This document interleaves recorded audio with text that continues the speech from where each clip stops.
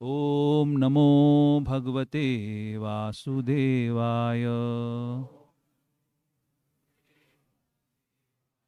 ओम नमो भगवते वासुदेवाय।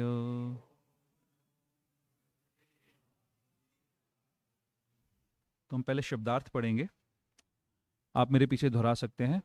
कस्मात्, क्यों, च, भी, ते, आपको, न, नहीं, नमेरन, नमस्कार करें, महात्मना, हे महापुरुष, गरीयसे, श्रेष्ठर लोग, ब्रह्मणः, ब्रह्मा की अपेक्षा, अपि, यद्यपि, आदि कत्रे, परम सृष्टा को, अनंत, हे अनंत, देव ईश, हे ईशों के ईश, जगत निवास, हे जगत के आश्रय, त्वम, आप हैं, अक्षरम, अविनाशी, सत असत, कार्य तथा कारण, तत्परम, दिव्य, यत, क्योंकि, कस्माच्चते न नमेरन् महात्मन्, गरीयसे ब्रह्मणो अपि अधिकात् कर्तरे, आदिकर्तरे, अनंत देवेश जगन्निवास, त्वामक्षरं सदसत् तत्परं यत्। अनुवाद एवं तात्पर्य श्रील प्रभुपाद के द्वारा। श्रील प्रभुपाद की जय। हे महात्मा, आप ब्रह्मा से भी बढ़कर हैं, आप यदि आदि सृष्टा हैं, तो फिर वे आपको सादर नमस्कार क्यों ना करें। हे अनंत, हे देवेश, हे जगन निवास, आप परम स्त्रोत्र, अक्षर, कारणों के कारण तथा इस भौतिक जगत से परे हैं। तात्पर्य: अर्जुन इस प्रकार नमस्कार करके यह सूचित करता है कि कृष्ण सबों के पूजनीय हैं, वे सर्वव्यापी हैं और प्रत्येक जीव की आत्मा हैं। अर्जुन कृष्ण को महात्मा कहकर संबोधित करता है, जिसका अर्थ है कि वे उदार तथा अनंत हैं। अनंत सूचित करता है कि ऐसा कुछ भी नहीं जो भगवान की शक्ति और प्रभाव से आच्छादित ना हो, और देवेश का अर्थ है कि वे समस्त देवताओं के नियंता हैं और उन सबके ऊपर हैं। वे समग्र विश्व के आश्रय हैं। अर्जुन ने भी सोचा कि यह सर्वथा उपयुक्त है कि सारे सिद्ध तथा शक्तिशाली देवता भगवान को नमस्कार करते हैं, क्योंकि उनसे बढ़कर कोई नहीं है। अर्जुन विशेष रूप से उल्लेख करता है कि कृष्ण ब्रह्मा से भी बढ़कर हैं, क्योंकि ब्रह्मा उन्हीं के द्वारा उत्पन्न हुए हैं। ब्रह्मा का जन्म कृष्ण के पूर्ण विस्तार गर्भोदकशाही विष्णु की नाभि से निकले कमल नाल से हुआ।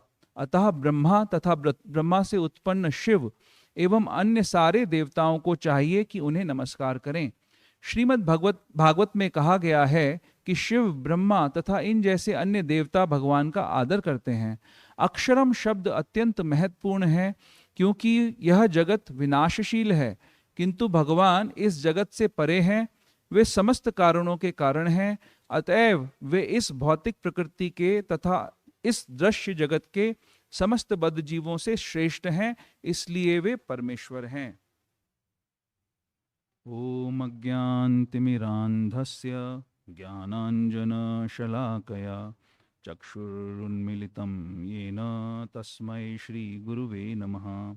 श्रीचैतन्यमनोभीष्टं स्थापितं येन भूतले स्वयं रूप कदा मह्यं ददाति स्वपदान्तिकं।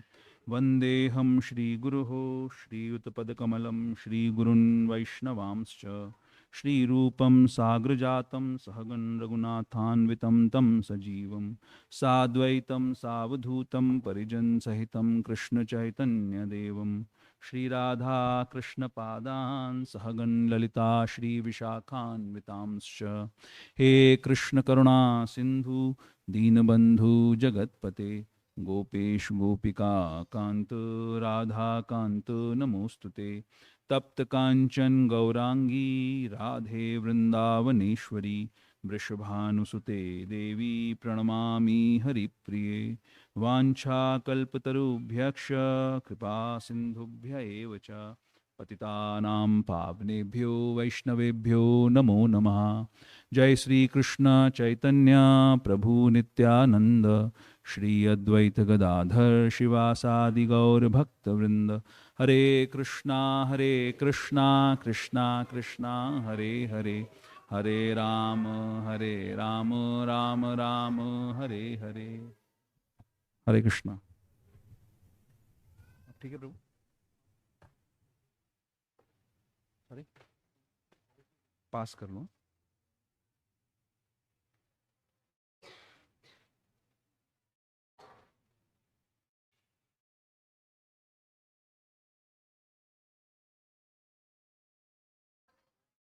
हरे कृष्णा। तो बहुत सुंदर श्लोक है, बहुत बढ़िया इसमें बात की गई है, चर्चा की गई है। श्लोक की पर्टिकुलर चर्चा से पहले हम थोड़ा सा संदर्भ समझते हैं कि गीता में क्या बात की जा रही है। यहाँ पे हर हफ्ते एक श्लोक होता है प्रभु, हर हफ्ते एक श्लोक डिस्कस होता है। ओके, तो आप लोग ने, कुछ लोगों ने संदर्भ पता होगा, बट जिनको नहीं पता उनके लाभ के लिए क्या संदर्भ है कि कौरव और पांडव दोनों की सेनाएं आपस में लड़ने के लिए कुरुक्षेत्र के युद्ध स्थल पर तैयार खड़ी हुई हैं और युद्ध के शंख बज चुके हैं। स्वयं भगवान अर्जुन के सारथी बने हुए हैं और अर्जुन जब सब लोगों को, सेनाओं को सजा हुआ देखता है, उनके हृदय में ये बात आती है कि मुझे दर्शन करना है कि कौन कौन युद्ध करने के लिए आया है। तो भगवान को आदेश देते हैं कि कृपया मेरा जो रथ है युद्ध स्थल के बीच में ले चलिए, मैं दर्शन करना चाहता हूं। भगवान आदेश का पालन करते हैं, सारथी बने हुए हैं। युद्ध स्थल के मध्य में अर्जुन के रथ को स्थापित करते हैं और अर्जुन दर्शन करते हैं वहां पर कि कौन कौन युद्ध करने आया है।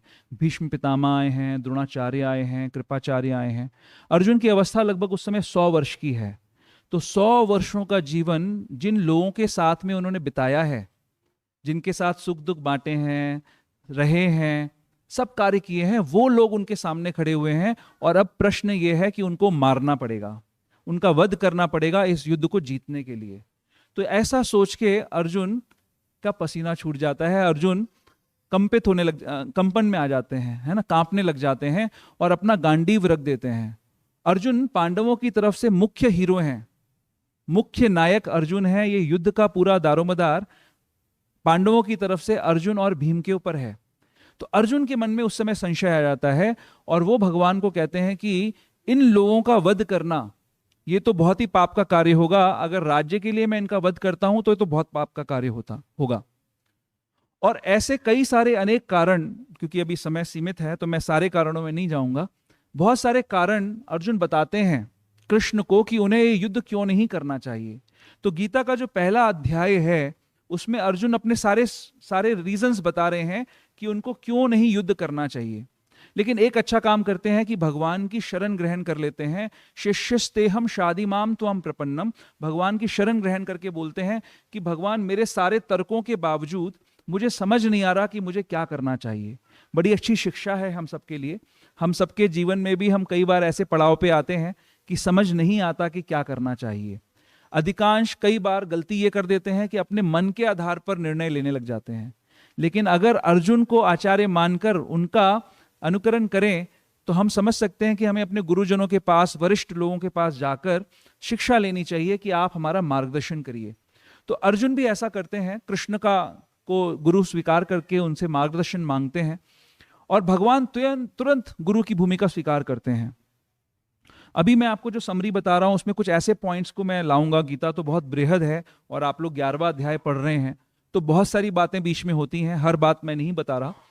कुछ बातें जो आज की चर्चा के से संबंधित हैं वो बातें मैं आपके सामने रख रहा हूं। एक बात ये रखी कि अर्जुन ने कहा कि भगवान इन सबको मारना पाप का कारण बनेगा, पाप है मेरे लिए ये करना। भगवान बहरहाल पूरी गुरु की भूमिका स्वीकार करते हैं और अर्जुन को तुरंत डांट लगाते हैं। उनको बोलते हैं कि आप बहुत ज्ञानी बन रहे हैं, बहुत सारे ज्ञान की बातें कर रहे हैं, लेकिन आपको ये भी नहीं पता कि किस चीज के लिए दुख करना चाहिए, किसके लिए दुख नहीं करना चाहिए। अगर इन लोगों को आप शरीर मानते हैं तो ये शरीर आप मारे या ना मारे ये तो मरेगा, तो दुख करने का कारण नहीं है। अगर इन सबको आत्मा मानते हैं तो आत्मा कभी मरती नहीं है तो भी दुख करने का कारण नहीं है। तो भगवान दूसरे अध्याय के अंदर, जो कि गीता का एक समरी है, सार है, उसमें भगवान बोलते हैं कि आपको बुद्धि योग करना चाहिए, यानी अपने कार्यों को बिना कर्म के फल की आसक्ति के करना चाहिए और कर्म के फल को भगवान की सेवा में लगा देना चाहिए। अर्जुन एक प्रश्न पूछते हैं कि सब कुछ जानते हुए हमसे गलतियां क्यों होती हैं? तो भगवान बोलते हैं कि काम और क्रोध जो कि रजोगुण से उत्पन्न होता है, उससे हमारा ज्ञान ढक जाता है और अज्ञान में आकर हम गलतियां करते हैं। तो अगले अध्याय के अंदर भगवान फिर बताना शुरू करते हैं कि ज्ञान कैसे प्राप्त होगा, भगवान कौन है, उनकी क्या अवस्था है, वो क्यों संसार में आते हैं तो क्या करते हैं, ये सारी चर्चा भगवान बताना शुरू करते हैं। इसके बाद भगवान धीरे धीरे जब ये बताते हैं, जिसको हम कहते हैं संबंध ज्ञान, कि भगवान कौन है, हम कौन है और हम दोनों के बीच में परस्पर संबंध क्या है, ये भगवान बताना शुरू करते हैं। और फिर इस संबंध में हमें क्या करना चाहिए भगवान ये भी बताना शुरू करते हैं। तो 8वें 9वें अध्याय में 10वें अध्याय में भगवान बताना शुरू करते हैं कि आपको सब कुछ, जो भी कुछ आप कर रहे हो मेरे लिए करो, और छोटे छोटे कार्य, अगर जो भी छोटी छोटी चीजें भी अगर आप मुझे अर्पण करोगे तो उससे मैं प्रसन्न हो जाऊंगा। स्पेसिफिक इंस्ट्रक्शंस देना शुरू करते हैं। फिर 10वें अध्याय के अंदर, अभी हम 11वां डिस्कस कर रहे हैं, 10वें अध्याय के अंदर भगवान चतुर्श्लोकी गीता बताते हैं, जिसमें ये स्थापित कर देते हैं कि सब कुछ संसार में जो कुछ भी है, भले वो जीवित लोग हों, भले वो वस्तुएं हैं, कुछ भी जो है वो भगवान की शक्ति से बना हुआ है और हम सबको भगवान को प्राप्त करने का प्रयास करना चाहिए। और इसके बाद भगवान करीब 82 अपनी शक्तियों का, ओपुलेंसेस का वर्णन करते हैं 10वें अध्याय के अंदर। बताते हैं कि मैं ये हूं, मैं वो हूं, मैं सब कुछ हूं संसार में। जब ये सारा वर्णन भगवान 10वें अध्याय में कर लेते हैं तो अर्जुन, जो कि भगवान के पार्षद हैं, भगवान के भक्त हैं, वो हम सबके कल्याण के लिए पूछते हैं कि भगवान आपने इतनी सारी बातें बताई, लोग जानते हैं कि आप मेरे मित्र हो, है ना। जैसे मित्र लोग होते हैं तो आपस में कह देते हैं, देखो जी मैं तो प्राइम मिनिस्टर ऑफ इंडिया हूं, दूसरा मित्र बोलता है हाँ तू है, तू मेरे लिए तो वही है। तो कल को समाज में कोई ये ना कह दे कि ये तो दो मित्रों की बातें चल रही थी, कृष्ण ने कहा कि ये मेरी इतनी सारी ओपुलेंसेस हैं, एक मित्र ने कहा, दूसरे मित्र ने मान लिया। तो अर्जुन बोलते हैं कि भगवान मुझे दर्शन करना है आपका, जो आप ये सारी विभूतियां अपनी दिखा रहे हैं, मैं इसका दर्शन करना चाहता हूं। तो फिर भगवान उनको एक दिव्य दृष्टि प्रदान करते हैं और जिसके माध्यम से अर्जुन उनका दर्शन कर पाते हैं, उन सारी बातों का जो भगवान ने दिखाई, बोली पहले। और उस दर्शन को कर कर अर्जुन डर जाते हैं। अर्जुन कौन है? कोई साधारण व्यक्ति नहीं है। अकेले ही करोड़ों निवात कवच जो डीमंस होते हैं, राक्षस होते हैं, उनका वध कर दिया था। कितने ही युद्ध लड़ चुके हैं। सारा संसार अर्जुन से डरता है, लेकिन भगवान के उस स्वरूप का दर्शन करके अर्जुन डर जाते हैं और पूछते हैं कि आप कौन हैं जो ये दर्शन दे रहे हैं, आप ऐसा दर्शन आप जो मुझे दे रहे हैं, आप हैं कौन? तो भगवान अब यहां पर बड़ी इंपॉर्टेंट बात कहते हैं। भगवान कहते हैं कि मैं काल हूं और यहां पर एकत्रित जितने भी लोग हैं ये सब मेरे प्रभाव से मारे जा चुके हैं। और अर्जुन दर्शन करते हैं कि पांडवों को छोड़कर, ये 5 भाइयों को छोड़कर, सारे के सारे युद्ध में जितने भी लोग हैं, दुर्योधन हैं, भीष्म पितामह हैं, द्रोणाचार्य हैं, वो काल रूपी भगवान के मुख में प्रवेश कर रहे हैं। अर्जुन दर्शन करते हैं इस चीज का। तो अर्जुन ने स्टार्टिंग में क्या प्रॉब्लम कही थी? प्रॉब्लम ये कही थी कि मैं अगर इनको मारूंगा तो मैं पाप का भागीदार होऊंगा। भगवान कह रहे हैं कि अर्जुन तुम्हें तो सिर्फ निमित्त बनना है, तुम्हें कारण बनना है, मैं तुम्हें एक निमित्त बना रहा हूं और इस निमित्त को बनकर आप इनका वध करो। अगर आप नहीं करोगे तो ये दृश्य देख लो, यहां पर मैं आपको ऑलरेडी दर्शन करा रहा हूं कि ये सारे के सारे काल के मुंह में प्रवेश कर रहे हैं। तो आपको मेरे बताए हुए कार्य को करना है। अगर उसको करोगे तो कोई पाप नहीं लगेगा, पुण्य हो जाएगा, भक्ति हो जाएगी। अगर नहीं करोगे तो पाप होगा। तो अब जब भगवान का ये स्वरूप देखकर, पिछले श्लोक में अगर हम जाएंगे, इससे पहला जो श्लोक है 36वां नंबर श्लोक, उसमें अर्जुन बता रहे हैं कि हे ऋषिकेश, आपके नाम के श्रवण से संसार हर्षित होता है और सभी लोग आपके प्रति अनुरक्त होते हैं। यद्यपि शुद्ध पुरुष आपको नमस्कार करते हैं, किंतु असुरगण भयभीत हैं और इधर उधर भाग रहे हैं। यह ठीक ही हुआ है।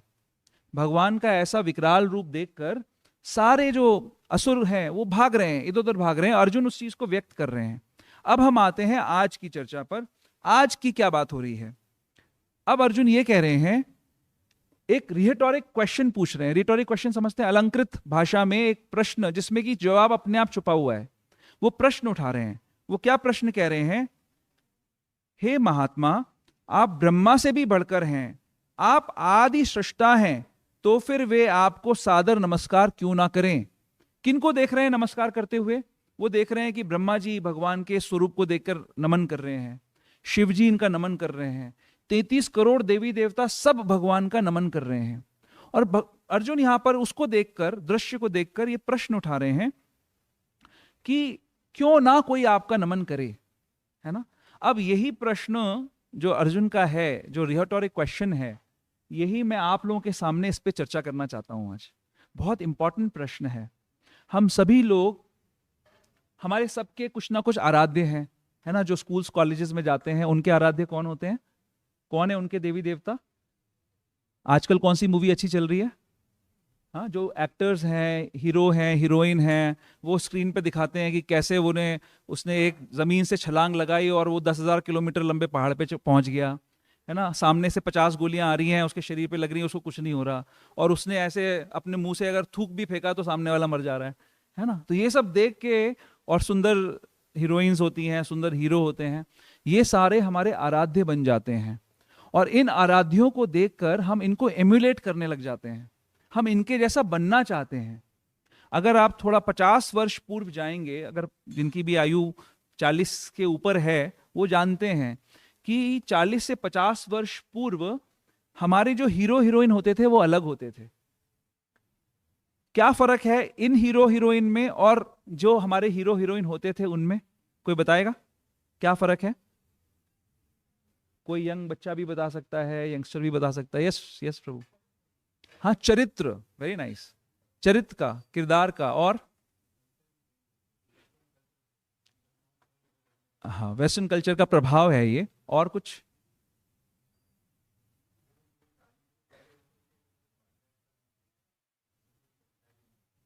चालीस के पहले वालों में सच्चाई नहीं होती थी।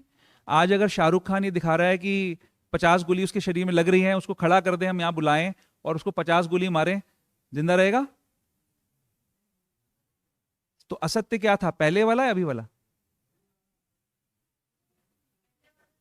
पहले वाला सत्य था। पहले हम क्या सुनते थे?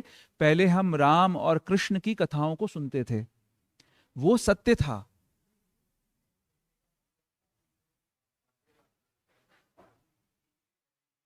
अच्छा अच्छा, नहीं मैं, हाँ आप सही कह रहे हैं, आप सही समझ गए हैं। आप भी यही कहना चाहते हैं कि अब जो हम जिनको अपना आदर्श मान रहे हैं वो आदर्श बनने लायक नहीं है। तो मेन पॉइंट क्या है यहां पर? पॉइंट ये है कि ये जो जिनको देखकर हम अट्रैक्ट हो रहे हैं, इनके अंदर सत्यता नहीं है। मैं आपको अपना अनुभव बताता हूं। 1989 में मैं पहली बार मुंबई गया था। तो मुंबई में क्या, तब बॉम्बे बोलते थे उसको, और बॉम्बे में जगह जगह आप कहीं घूमने जाएंगे तो शूटिंग, फिल्म की शूटिंग मिल जाएगी आपको, देखते हैं। हाँ, तो वहां पर एक जगह है हैंगिंग गार्डन्स। तो मैं वहां पे हैंगिंग गार्डन्स, हम बच्चे, छोटे छोटे बच्चे थे उस टाइम पे, हैंगिंग गार्डन्स में गए तो वहां पर एक मूवी की शूटिंग चल रही थी, और अभिनेत्री का नाम था फराह।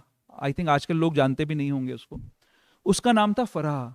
और उसको जब देखा तो हमें सच में ऐसा लगा कि कोई भूतनी खड़ी हुई है सामने। हाँ, ऐसा दिल का दौरा पड़ जाएगा उसको देख के, क्योंकि इतना ज्यादा जबरदस्त मेकअप किया हुआ था। लेकिन स्क्रीन पे आपको ऐसा नहीं लगता, स्क्रीन पे अट्रैक्टिव लगते हैं। कितने सारे हीरो हीरोइन हैं वो मेकअप के द्वारा सुंदर लगते हैं। आज की डेट में जितने भी चल रहे हैं वो अपना मेकअप करते हैं तो बड़े सुंदर दिखते हैं, लेकिन अगर आप उनको रियलिटी में देखेंगे तो बूढ़े हो चुके हैं, शरीर में शक्ति नहीं है, कुछ नहीं कर पाएंगे। तो मेन पॉइंट ये है कि हमें सत्य को समझना है। भगवान कृष्ण, हमारी जो हिस्ट्रीज हैं, महाभारत, रामायण, भागवत, इसमें जो भगवान की लीलाओं का वर्णन है, वो भगवान तब भी ऐसे थे और अब भी ऐसे हैं। वो सारे वो कार्य कर सकते हैं अभी भी जो कहानियों में बताया गया है, जो शास्त्र में बताया गया है। ये प्रश्न है, ये बात है। तो अभी जो असत्य चल रहा है वो असत्य हमारे लिए खतरनाक है। मैं इसको हमारे संदर्भ में इस बात को करना चाहता हूं। ये जो बातें हो रही हैं, ये जो बात यहां पे लिखी गई है, अर्जुन कह रहे हैं भगवान को, उससे हमारा क्या लेना देना? एक्चुअली सोचा जाए तो फायदा तब होगा जब इसमें से हम अपने मतलब की बात को निकाल लें कि हमारे मतलब की क्या बात है इसमें। तो पॉइंट ये है कि अगर हमारे सामने कोई अट्रैक्टिव जीव आता है तो हम उससे आकृष्ट हो जाते हैं, बट अगर वो असत्य के कारण वो अट्रैक्टिव है, आकर्षण क्रिएट कर रहा है, तो वो असत्य हमारे लिए बहुत बड़ा खतरा है। एक बार की बात है, हमारे गुरु महाराज 2007 में सिएटल वॉशिंगटन में यूएस में गए थे। उनको किसी घर में इनवाइट किया गया, परम पूज्य भक्ति विकास स्वामी महाराज की बात बता रहा हूं। उनको किसी घर में इनवाइट किया गया, वो घर में घुसे तो घुसते ही उन्होंने सामने देखा जैसे पेंटिंग्स लगी होती हैं, तो एक बहुत बड़ी पेंटिंग लगी हुई थी और एक व्यक्ति हुआ करते थे, अब तो शरीर छूट गया उनका, उनको कहते हैं सत्य साईं बाबा। सुना है आप लोगों ने? साउथ इंडिया में बहुत उनका चलन है। तो उनके बाल अगर आप देखेंगे तो आप डर सकते हैं उनको देख के, ऐसे पूरा जबरदस्त बाल। और वो तो गुरु महाराज जैसे अंदर घुसे तो उन्होंने वो पेंटिंग वहां से उतरवा दी, बोले ये यहां पे नहीं होनी चाहिए। जो जिसके घर में प्रोग्राम हो रहा था वो व्यक्ति उन साईं बाबा को भगवान मानता था, क्योंकि उन्होंने ऐसा प्रचार कर रखा है। अगर आप साउथ में जाएंगे तो वहां पर घर घर में पहले वेंकटेश सुप्रभात नामक एक श्रोत्र का उच्चारण किया जाता है। सब लोग सुबह उठ के पहले वेंकटेश सुप्रभात गाते हैं, यानी क्या कि वेंकटेश भगवान, वेंकटेश विष्णु को कैसे सुबह उठाया जाता है उसकी एक स्तोत्र है, उसको पढ़ते हैं सब लोग। तो इस व्यक्ति ने क्या किया हुआ है, सत्य साईं बाबा के फॉलोअर्स ने, कि वेंकटेश सुप्रभात के अंदर जहां जहां वेंकटेश का नाम है, विष्णु का नाम है, वहां वहां नाम को इरेज करके किसका नाम लगा दिया? साईं बाबा का नाम लगा दिया। तो अभी भी चलता है वेंकटेश सुप्रभात, लेकिन वो अब साईं बाबा सुप्रभात हो गया। तो जिसके घर में गए थे उस व्यक्ति के घर पे बहुत बड़ी लगी हुई थी, पेंटिंग लगी हुई थी साईं बाबा की। तो गुरु महाराज ने उसको उतरवा दिया। तो अब अगर आप सोचिए कि अगर आप किसी को भगवान मानते हैं, जैसे मान लीजिए मैं जानता हूं लोगों को जिनके घरों में ऋतिक रोशन की अलमारियों के अंदर फोटो लगी होती है, हाँ पहले लगी, आजकल कुछ और नए नए होंगे, शाहरुख खान की फोटो लगी हुई थी। अब उनको बोलो तू हटा ये फोटो यहां से, तो बोलेगा मेरे रूम से निकल जाओ, तुमको आने की जरूरत नहीं हमारे रूम में, है ना। तो गुरु महाराज वहां लेक्चर देने गए थे और उन्होंने उसको उतरवा दिया। ठीक है, ये हुआ इंसिडेंट। अब मैं इसको पहले इस बात को स्थापित करूंगा, फिर आपसे एक प्रश्न पूछूंगा, आप उस पे इस बात पे दोबारा आएंगे बाद में।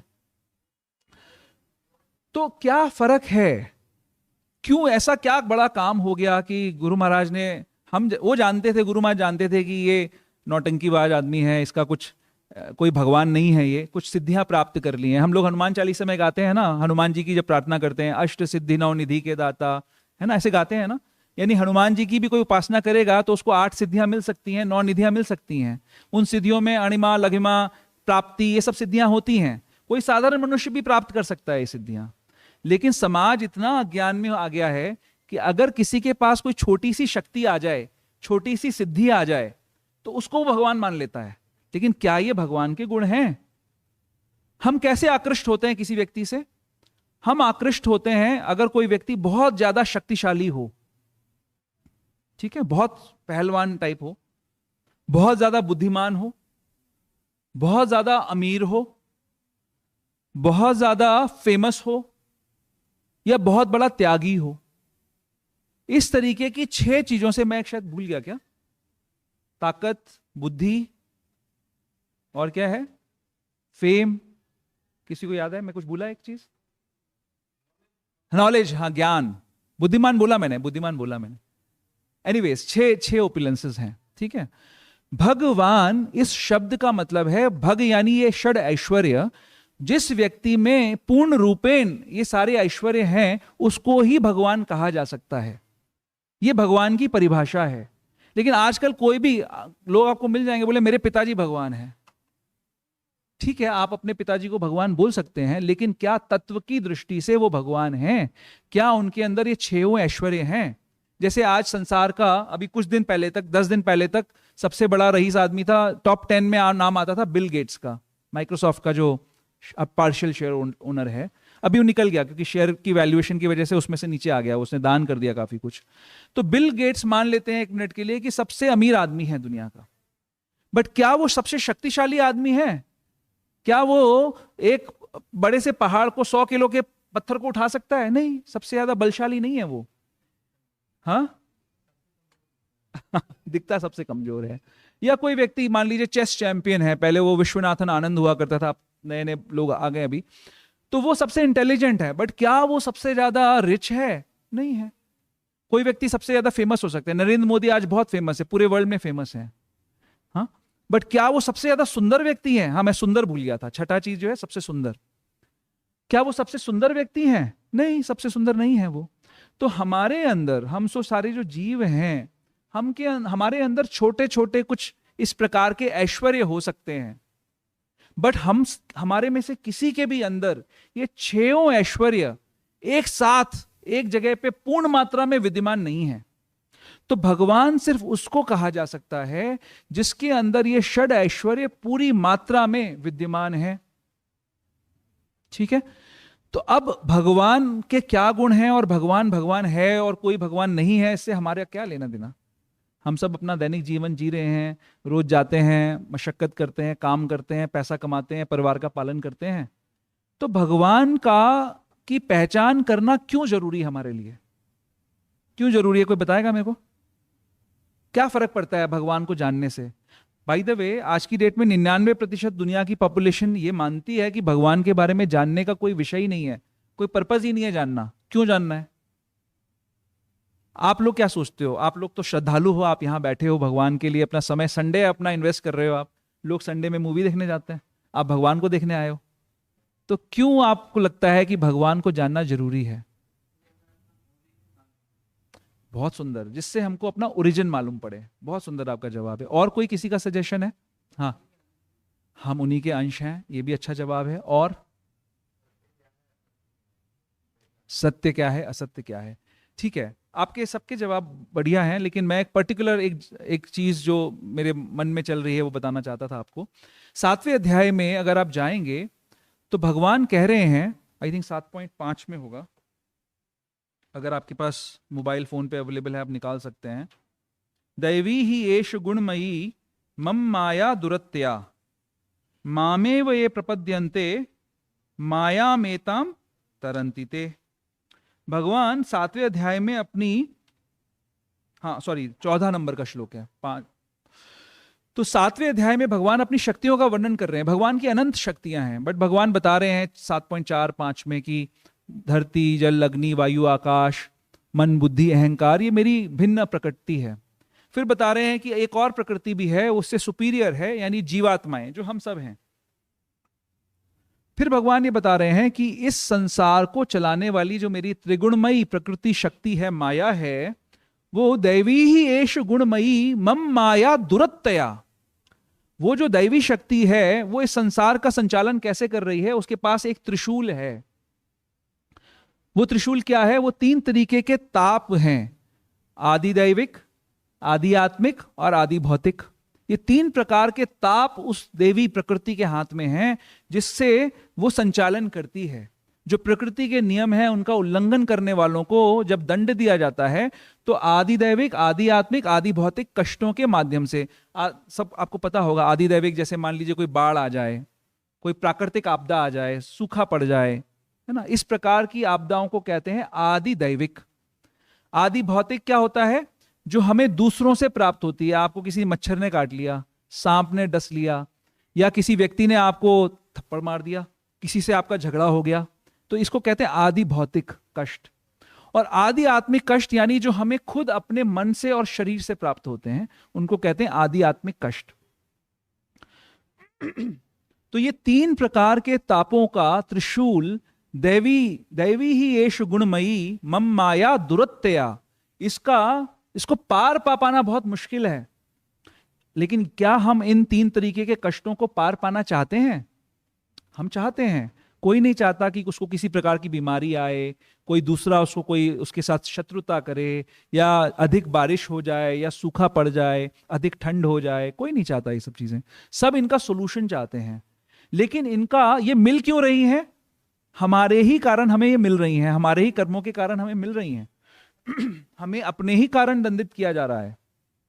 लेकिन निकलेंगे कैसे? जो कर दिया वो तो कर दिया, अब रिवर्स तो कर नहीं सकते पीछे जाके, तो निकलेंगे कैसे? तो इसमें भगवान सीक्रेट बता रहे हैं, दैवी ही एष गुणमयी मम माया दुरत्तया मामेव ये प्रपद्यन्ते मेरी शरण में आना पड़ेगा। मामेव ये प्रपद्यन्ते मायामेताम तरन्ति ते।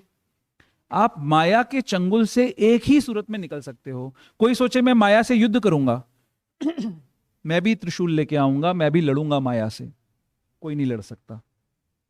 क्यों नहीं लड़ सकता? क्योंकि स्वयं भगवान की शक्ति है, उसको आप पार नहीं पा सकते, आप नहीं निकल सकते। लेकिन भगवान ही बता रहे हैं तरीका उससे, उसके चंगुल से छूटने का। उसके चंगुल से छूटने का तरीका है कि हमें भगवान की शरण लेनी पड़ेगी। और इसलिए यह आवश्यक है कि हम भगवान की सही सही पहचान करें। भगवान, जब हम भगवान से विद्रोह करके इस संसार में आते हैं ना, बातें इतनी सारी हैं कि 12:30 तक खत्म नहीं हो पाएगा, तो मैं संक्षेप में बात कर रहा हूं, थोड़ी थोड़ी आपको बता रहा हूं जो बता सकता हूं। तो हम भगवान के अंश हैं, भगवान के जैसी हमारे अंदर क्वालिटीज हैं, भगवान परम स्वतंत्र हैं, हम भी स्वतंत्र हैं, आंशिक स्वतंत्रता हमारे अंदर है। उस आंशिक स्वतंत्रता का दुरुपयोग कर कर हम इस संसार में आ जाते हैं। हमें बनाया भगवान ने बोला एको हम बहुश्याम, मैं एक था, मैंने अपना विस्तार किया। क्यों किया विस्तार? अपने आनंद के वर्धन के लिए किया, क्योंकि अकेले रहने में आनंद नहीं है, दो लोग जब होते हैं तो आनंद आता है। तो भगवान ने अपना ही विस्तार कर लिया अपने आनंद का वर्धन करने के लिए। लेकिन कुछ लोग नालायक हमारे जैसे, जो कि भगवान के आनंद में सहयोग नहीं करना चाहते, वो भगवान के को बोलते हैं कि भगवान आपके आनंद में सहयोग नहीं करेंगे, हम अलग से आनंद करेंगे। तो भगवान बोलते हैं ठीक है बेटा, वो तो संभव नहीं है, तुम्हारे लिए एक अलग घर बना देते। जैसे माता पिता को कोई फॉलो ना करे नालायक संतान, तो पिता चाहता तो है कि उसकी रक्षा हो, तो बोलता है तुम हमारे साथ नहीं रह सकते, जाओ तुम्हारा अलग घर तुम्हारे लिए दे देते हैं। वो सोचता है कि रक्षा हो जाए इस बच्चे की और ये वापस इसकी अकल ठिकाने आ जाए तो मेरे पास आ जाए। ऐसा नहीं करता कि मृत्युदंड दे देगा, लेकिन अलग रहना पड़ेगा। तो इसी प्रकार हम सारी नालायक संतानें, माफ कीजिएगा मैं अपने लिए कह रहा हूं, आपके लिए नहीं कह रहा हूं, नालायक संतानें, हमें यहां आना पड़ता है, संसार में हमको भेजा जाता है क्योंकि हम भगवान से विद्रोह करते हैं। और इस विद्रोह के कारण हमें भगवान सहूलियत देते हैं कि ठीक है आप मेरे साथ नहीं रह सकते, अलग रहिए। तो हमें 84 लाख का मेन्यू कार्ड देते हैं।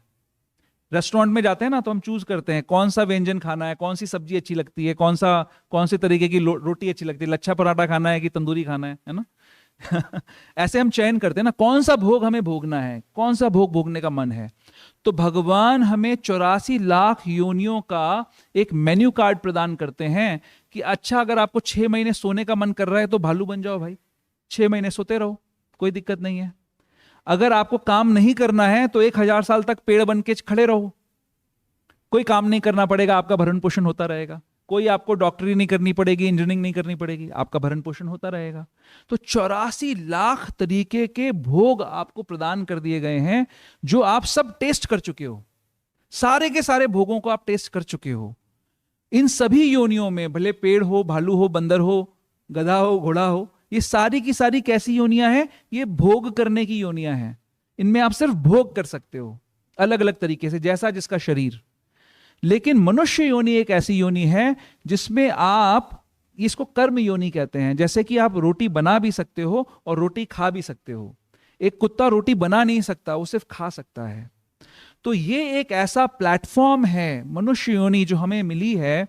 हमारे गुरु महाराज बताते हैं कि एक दृष्टांत देते हैं किसी और संप्रदाय का, बोलते हैं कि मनुष्य योनि कितनी मुश्किल से मिलती है, इसको समझाने का प्रयास कर रहे हैं। तो वो ये बताते हैं कि ऐसे मान लीजिए कि सबसे बड़ा ओशन जो हमारी जानकारी में है वो है प्रशांत महासागर, पैसिफिक ओशन, है ना। मान लीजिए कि प्रशांत महासागर के अंदर एक लकड़ी का टुकड़ा तैर रहा है और उस लकड़ी के टुकड़े के अंदर एक छेद है। वो छेद इतना बड़ा है कि उसमें से एक कछुआ अपना सर बाहर निकाल सकता है। और उसी प्रशांत महासागर में एक कछुआ तैर रहा है कहीं पे भी। और वो कछुआ, जितनी संभावना इस बात की है कि ब्रह्मा जी के एक दिन में वो एक बार कछुआ अपना सर पानी से बाहर निकालेगा, और जब वो सर बाहर निकालेगा तो वो लकड़ी का टुकड़ा वहीं पे होगा और उस लकड़ी के टुकड़े से उसका सर बाहर आ जाएगा। आप समझ गए? कहीं पर एक लकड़ी का टुकड़ा तैर रहा है जिसमें इतना बड़ा छेद है जहां पर कछुआ अपना सर निकाल सकता है, प्रशांत महासागर में। और कहीं पर एक कछुआ तैर रहा है जिसका सर उतना बड़ा है जो छेद से बाहर निकल सके। जितनी संभावना इस बात की है कि वो कछुआ और वो लकड़ी एक दिन एक साथ मिल जाएंगे और उसका सर निकल जाएगा, इतनी ही संभावना है कि 84 लाख योनियों में से आपको मनुष्य योनि मिल जाएगी। इतनी मुश्किल से ये मनुष्य योनि मिलती है। लेकिन हम क्या कर रहे हैं मनुष्य योनि में? हम जो बाकी की जो 80 लाख योनियां हैं, 4 लाख योनियां मनुष्यों की बताई गई हैं, ठीक है, उसमें से सिर्फ 40,000 योनियां मनुष्यों की सभ्य योनियां हैं, बाकी की सारी पशुवत योनियां हैं, वो पशु के समान ही व्यवहार करते हैं। तो अब वो जो बाकी के जो मनुष्य हैं और जो 80 लाख योनियां हैं, वो क्या काम कर रही हैं? आहार, निद्रा, भय और मैथुन। कैसे खाना मिलेगा, कैसे अपनी रक्षा करनी है, कैसे मैथुन करना है और कैसे सोना है, यही कार्य चल रहा है।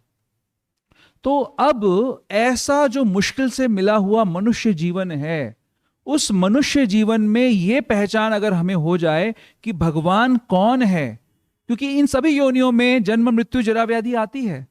किसी कुत्ते को भी अगर कोई मारने के लिए आएगा, वो भी भागेगा वहां से, है ना। एक मल में पड़ा हुआ कीड़ा, आप समझिए, मल में पड़ा हुआ कीड़ा जो है कितनी गंदी स्थिति में वो है। बट अगर उसको आप बोलें कि बेटा तू सुसाइड कर ले, तेरे जीवन बड़ा खराब है, ला मैं तेरी मदद करता हूं, तुझे मार देता हूं, क्या लगता है वो आपको बोलेगा हाँ मेरा जीवन बड़ा खराब है, मुझे मार दो? क्या बोलेगा वो भागेगा, अपनी रक्षा का प्रयास करेगा। मल में पड़ा हुआ कीड़ा भी अपनी रक्षा का प्रयास करेगा, उसको अपनी स्थिति खराब नहीं लगेगी। मुंबई में एक बहुत बड़ा चाल है जिसको स्लम एरिया कहते हैं, एशिया का सबसे बड़ा चाल है, जिसका नाम है धारावी, है ना, धारावी। तो धारावी में लाखों लोग रहते हैं। जब आप धारावी के पास से निकलोगे, आप में से कोई निकलेगा ना, तो आपको बदबू महसूस होगी। लेकिन धारावी में जो लाखों लोग रहते हैं, उनको कोई बदबू महसूस नहीं होती, क्योंकि वो हम सभी लोग हम कंडीशनड हो जाते हैं। जिस एनवायरनमेंट में रहते हैं, उस एनवायरनमेंट में हम कंडीशनड हो जाते हैं, हमारी चेतना वैसे ही मानने लग जाती है सब चीजों को। तो मल में पड़ा हुआ कीड़ा भी अपने आप को भोगी मान रहा है। आपने सुना होगा कि इंद्र, एक बार उसको श्राप मिला तो उसको सूअर की योनि मिल गई। इंद्र कितने बढ़िया भोग भोगता है, लेकिन सूअर की योनि मिल जाने के बाद उसका मन नहीं था कि सूअर की योनि मैं छोड़ूं। तो कहने का तात्पर्य यह है कि अगर मनुष्य योनि हमें मिल गई है, इसमें इस बात की पहचान करना कि जो माया के त्रिताप से मुझे बचा सकता है, जिसकी शरण लेने से मैं माया से बच जाऊंगा, वो है कौन। अगर आपने उसको सत्य साईं बाबा मान लिया, या आजकल बहुत सारे चल रहे हैं, मतलब एक नहीं है ना, साल में 365 दिन आपको एक नया नया उदय होता हुआ सितारा नजर आ जाएगा, जो ये बोलेगा कि मैं भगवान हूं, है ना। बट इसमें, इस श्लोक में जो भगवान के गुणों का वर्णन किया गया है, अभी आगे 3 और श्लोक आएंगे जिसमें करीब 18 गुणों का वर्णन किया गया भगवान के। इस श्लोक में 3-4 गुण हैं, जैसे इसमें अनंत, देवेश, जगन निवास, अक्षरम, हाँ, सत असत परम, ये गुणों का वर्णन है। तात्पर्य में हमने पढ़ा कि भगवान अनंत है, जिसका कोई आदि नहीं है, जिसका कोई अंत नहीं है। क्या ये लोग जो आजकल जो बने हुए हैं सो कॉल्ड, क्या ये अनंत हैं? ये अनंत नहीं है। क्या ये देवेश हैं? क्या ये सभी देवताओं के ईश्वर हैं? नहीं है। क्या आपने देखा कि शिव जी आके प्रणाम कर रहे हैं इनको, ऐसे बाबाओं को, दादाओं को और दादियों को? नहीं कर रहे हैं। क्या ये जगन निवास हैं? क्या सारा संसार, जगन निवास मतलब जगत जिसमें निवास करता हो, क्या ये इतने बड़े हैं कि पूरा जगत इनमें निवास कर सकता है? नहीं है ये लोग ऐसे। अक्षरम, जो कभी जिनका पतन नहीं होगा। क्षर मतलब जिसका पतन हो जाता है, अक्षर यानी कभी जिसका पतन नहीं होगा।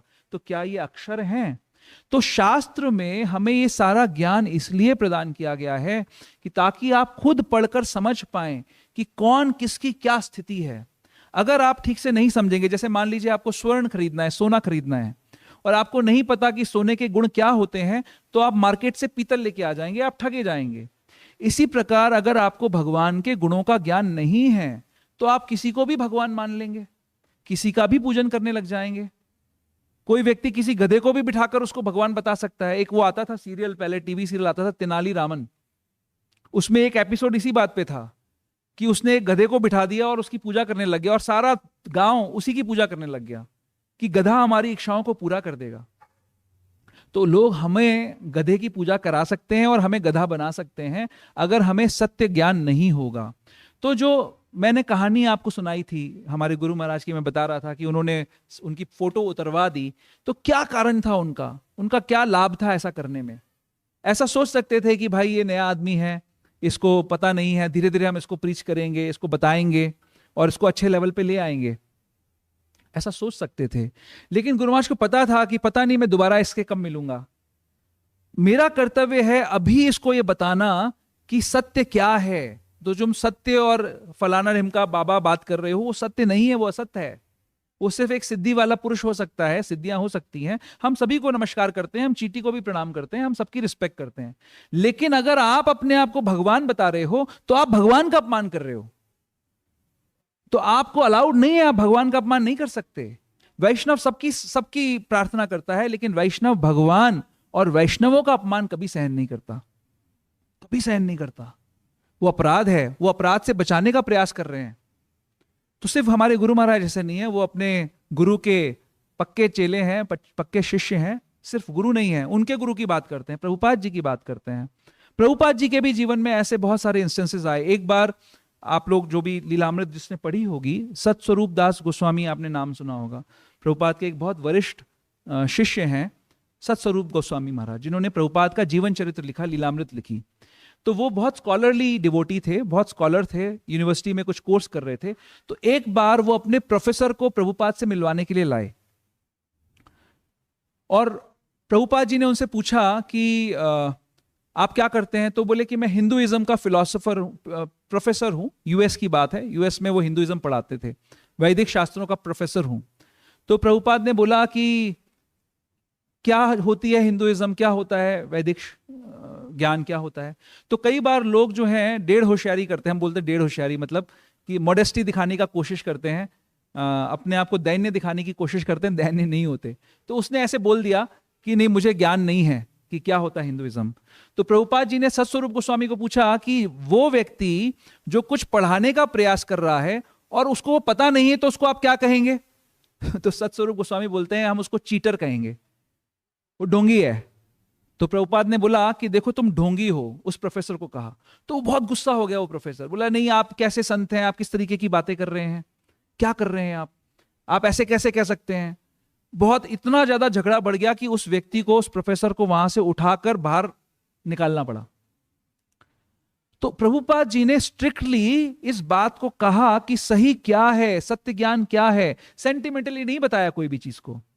बाद में प्रभुपाद के जाने के बाद वो प्रोफेसर फिर से सतस्वरूप गोस्वामी से मिलते हैं और वो कहते हैं कि आपके जो गुरु ने मुझे कहा था ना, वो सही बात थी, और उनके ऐसा कहने से मेरे जीवन में परिवर्तन आ गया। मैंने उसको सही तरीके से समझा कि भगवान कौन है, क्या भगवान, वैदिक शास्त्रों में क्या बात की गई है, उनका पर्पस क्या है, किस प्रकार से वो भगवान के पास ले जाने का प्रावधान करते हैं, ये सब मैंने समझा। इसी तरीके से एक और उदाहरण है प्रभुपाद के गुरु का। मैं आपको सारे उदाहरण बता रहा हूं क्योंकि हम लोग जो है ना शेरों के परिवार से आ रहे हैं एक तरीके से, है ना। हमारे गुरु, पर गुरु, दादा गुरु सिंह के समान इस बात को रखते हैं कि स्वयं भगवान कौन है।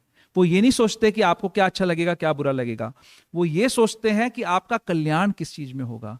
तो अगर आपको परम भगवान पता लग जाए कि स्वयं राधे श्याम, राधा वल्लभ भगवान हैं, तो आप उनकी आराधना ठीक प्रकार से कर पाएंगे। तो भक्ति सिद्धांत सरस्वती ठाकुर का भी ऐसा ही एक इंस्टेंस है। एक बार वृंदावन में गए, गोवर्धन में गए और एक कैंप लेके गए, हजारों लोगों के साथ गोवर्धन में गए। तो गोवर्धन में एक पंडे होते हैं, जैसे वहां पे मथुरा में पंडे होते हैं। एक पंडे ने, हमारे आचार्य हैं, षट गोस्वामी हैं, आपने नाम सुना होगा, रघुनाथ दास गोस्वामी एक हैं, सबसे वरिष्ठ वैष्णवों में हैं वो, और उनकी शिक्षा के आधार पर ही चैतन्य महाप्रभु की जो लीला हम चरितामृत पढ़ते हैं वो उनके माध्यम से ही प्रकट हुई है। उन्होंने बताया तो कृष्णदास कविराज गोस्वामी ने लिखा, ऐसा है। तो उन रघुनाथ दास गोस्वामी का जन्म जो हुआ था एक कायस्थ परिवार में हुआ था। कायस्थ जो है शूद्रों में गिने जाते हैं। तो उस पंडे ने कहा कि रघुनाथ दास गोस्वामी जो है वो शूद्र हैं, लेकिन जो वैष्णव होता है वो वर्णाश्रम के ऊपर होता है। और ये बात भक्ति सिद्धांत सरस्वती ठाकुर तक पहुंची। तो उन्होंने इमीडिएटली अन्न जल का त्याग कर दिया। उन्होंने बोला कि हमारे आचार्य की इतनी बड़ी निंदा हुई है, मैं अन्न जल ग्रहण नहीं करूंगा। और जब ऐसा हुआ तो उनके साथ जितने हजारों लोग गोवर्धन में आए थे, सबने अन्न जल का त्याग कर दिया, सबने फास्टिंग शुरू कर दी। तो ये बात जब पंडे तक पहुंची तो पंडे को समझ में आया कि उसने बहुत बड़ा अपराध किया है, और वो आया भक्ति सिद्धांत सरस्वती ठाकुर के पास क्षमा मांगने के लिए कि हमें आप क्षमा कर दीजिए, मैंने गलत कर दिया, रघुनाथ दास गोस्वामी का मैंने अपमान किया है, इसके लिए मैं दुखी हूं। तो बात खत्म हो गई, सब वापस से शुरू हो गया। तो भक्ति सिद्धांत सरस्वती ठाकुर के एक शिष्य ने भक्ति सिद्धांत सरस्वती ठाकुर से पूछा कि आपने इस छोटी सी बात का इतना बड़ा बतंगड़ क्यों बना दिया, ये तो कोई पंडित ने कुछ कह दिया, क्या फर्क पड़ता है।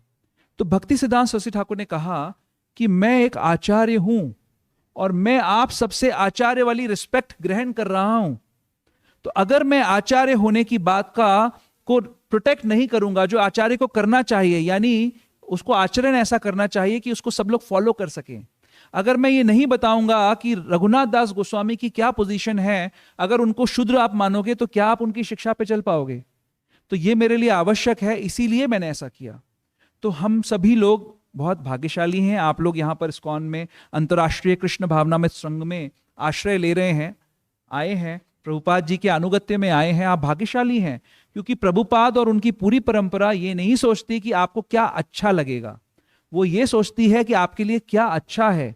इसीलिए डंके की चोट पर, जैसे अर्जुन कह रहे हैं कि क्यों शिव जी को, ब्रह्मा जी को, देवी देवताओं को आपका नमन नहीं करना चाहिए, ये सब एक लेवल पे नहीं है, अलग हैं, ये सब आपके महान भक्त हैं। तो इसीलिए यही प्रश्न हमारी पूरी परंपरा हम सबको समझाने का प्रयास कर रही है कि हमें समझना है कि भगवान स्वयं भगवान है, ईश्वरा परमा कृष्णा सच्चिदानंद विग्रह। ब्रह्मा जी कह रहे हैं कि परम ईश्वर भगवान है, कृष्ण है, सच्चिदानंद है, और उनका कोई आदि नहीं है, उनका कोई अंत नहीं है। और ऐसे वो गोविंद हैं, हमारी गौओं को और हमारी इंद्रियों को आनंद देने वाले हैं। हम सभी संसार में आनंद ढूंढ रहे हैं, इंद्रियों का एक नाम गौ भी होता है, गौ। तो एक ही गोविंद है संसार में, कृष्ण। अगर उनकी सेवा करोगे तो सारी इंद्रियां तुष्ट हो जाएंगी, नहीं तो कोई तरीका नहीं है आनंद पाने का। आप घाट घाट का पानी पीते रहोगे, एक जगह से दूसरी जगह भागते रहोगे आनंद की खोज में, लेकिन वो यहां पर राधा वल्लभ के चरणों में मिल जाएगा आपको। तो समय हो गया है, 5 मिनट में आरती होगी। मैं वाणी को विराम देता हूं। बहुत सारी बातें हैं करने के लिए, लेकिन मैंने आपको मुख्य जो तत्व है वो आपको बताने का प्रयास किया। किसी का कोई प्रश्न है, कोई कमेंट है तो आप बता सकते हैं प्लीज, और एक आध प्रश्न हम ले सकते हैं। यस प्रभु जी।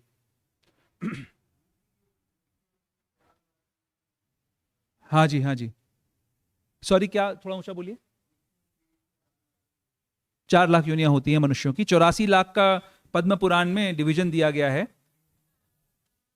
मतलब अलग, जैसे मान लीजिए अफ्रीकन्स हो गए, है ना, चाइनीज हो गए, अलग अलग रेसेस हो गई, उसको उस तरीके से हम समझ सकते हैं कि ये अलग अलग रेसेस हैं, तो वो अलग अलग योनियां हो गई। और भी मनुष्य योनि में जैसे गंधर्व, किन्नर, और ये सब भी मनुष्य योनि में शायद गिने जाते हैं, बट वरिष्ठ वैष्णव बता सकेंगे, मेरे को बहुत अच्छा इसका ज्ञान नहीं है इस चीज का, और किसी से भी पूछा जा सकता है, बट मेरी अंडरस्टैंडिंग यही है कि ये सब जो होते हैं ना, अलग अलग देवी देवता, ये सब भी मनुष्य योनियों में ही आते हैं, 4 लाख योनियों में आते हैं। और किसी का कोई प्रश्न है आज के विषय से संबंधित, कोई ऐसी चीज जो कि देवी देवताओं के बारे में हमने, और बहुत सारी चर्चा हो सकती थी। भगवान जगह जगह गीता में बता रहे हैं कि कैसे देवी देवताओं को हम क्यों जाते हैं उनके पास। आप सभी के पास गीता है, भगवत गीता है सबके पास? सब किस किस के पास भगवत गीता है? बहुत अच्छा। किस किस के पास नहीं है? हाथ थोड़ा बड़ा ऊंचा, हम आपको पकड़ेंगे नहीं। तो मेरा आप सबसे निवेदन है, ये गीता सबसे उत्तम सर्वोत्तम साइंस है। आप यहां से प्राप्त कर लीजिए, गीता यहां पे मिल जाएगी, बहुत छोटा सा एक दान है, उस पर आपको गीता मिल जाएगी जिसके पास नहीं है। और इसको पढ़ने का तरीका भी समझ लीजिए। गीता में 700 श्लोक होते हैं।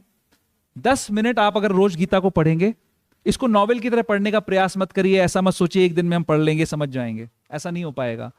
रोज सिर्फ 10 मिनट आप गीता को पढ़िए, आपसे 4 श्लोक पढ़े जाएंगे। और अगर रोज 4 श्लोक पढ़ेंगे तो 6 महीने में आप एक बार गीता को पढ़ लेंगे। जब पहली बार पढ़ेंगे तो 20% समझ में आ गई तो अपने आप को आप विद्वान मानिएगा। समझ नहीं आएगी ज्यादा, लेकिन पढ़ते जाना है, रुकना नहीं है। जब दूसरी बार पढ़ेंगे तो आपको समझ में भी आएगी, आप अपने जीवन में उतार भी पाएंगे, और आपको ये ऐसे ऐसे खजाने देगी गीता कि आप सोच नहीं सकते। तो इसका अध्ययन करिए, ये हमारे भारत की सबसे बड़ी धरोहर है, सबसे बड़ी जो इंपॉर्टेंट चीज है वो गीता है।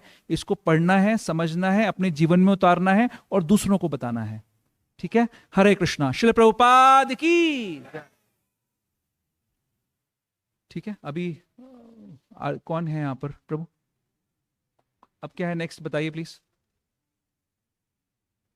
वो भी कीर्तन स्टार्ट कर सकते हैं पट खुलने तक।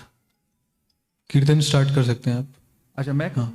तो मुझे एक्चुअली जाना है, तो मैं कंटिन्यू नहीं कर पाऊंगा, ओके। तो ठीक। कोई और भक्त आके करे। जी। जी।